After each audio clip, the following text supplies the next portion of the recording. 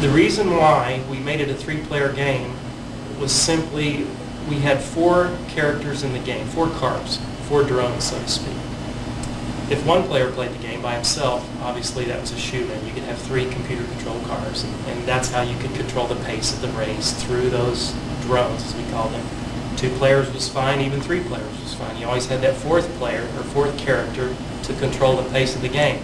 But we had a dilemma, and we were in a game design meeting with the management.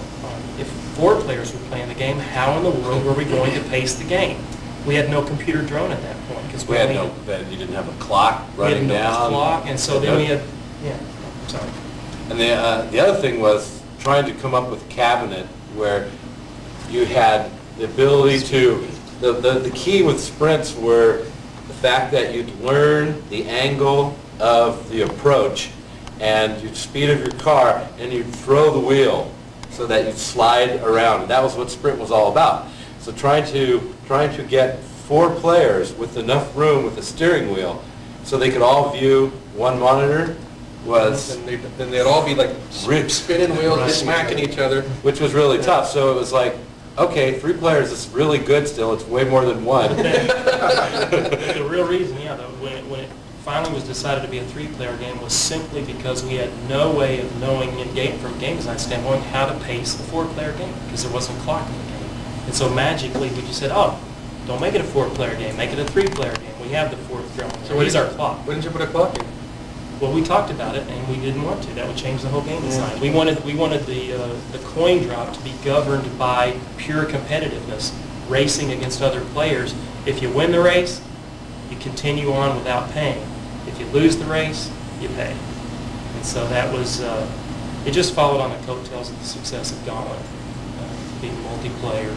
A lot of discussion given to coin drop and how we can maximize that in the game.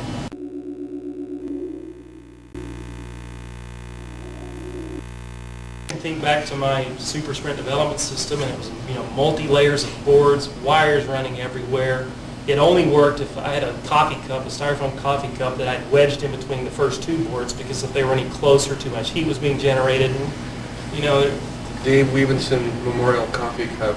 That's right. That's exactly. It was a technician on the project, Dave Weavenson. He made it all happen. There were other technicians as well, but the development systems back then weren't as elegant as they are now. They were homemade.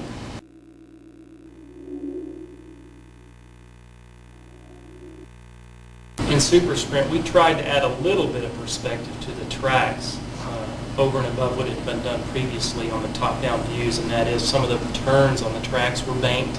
We tried to represent that graphically, and we also represented that algorithmically in the driving algorithms, where if you went over a banked, curved portion of the track, you had more traction as opposed to more than you did on the straightaway. So we tried to give it a little bit of a 3D feel, but it was purely 2D.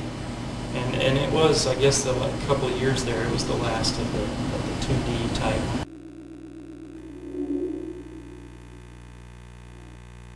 There was nothing realistic about the driving algorithm in Supersprint, but that's what made it fun and challenging is the older game, Sprint from the late 70s, used elements of the free spinning wheel as opposed to one that locks. And we wanted to even enhance that further, so we changed the driving algorithm. It's drastically different than the original to emphasize the fact that you can spin the wheel. And that became the art of the game, learning how to, as I think Mike mentioned it earlier, learning how to spin that wheel right when you're coming into a turn and then catch the wheel as you're coming out of the turn as a way to play the game. That's a lot of the fun of it. That was the fun of the game. That was the most interactive aspect of that game, just sitting there and just really spinning Learn how down to spin that wheel and slamming spin down around the gas pedal.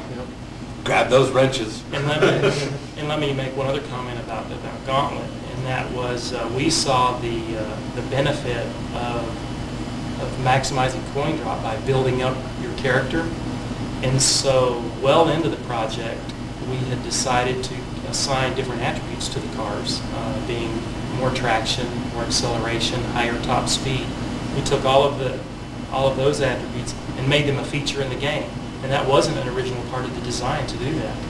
We didn't have in our original document to build up your car over time. And so we introduced that into the game during the development. And that was a big part of the gameplay, the fact that in the arcades, kids could begin to play the game and begin to lose and start adding money, but over time, after they put in $2 or $3, they start to enhance the features of their car, which made them want to stay on the game even further, because they didn't want to walk away from their car, because there were 5 levels of each of these car features, 5 levels of acceleration, 5 levels of traction, 5 levels of higher top speed. And so people wanted to stay on the game so they wouldn't lose their car.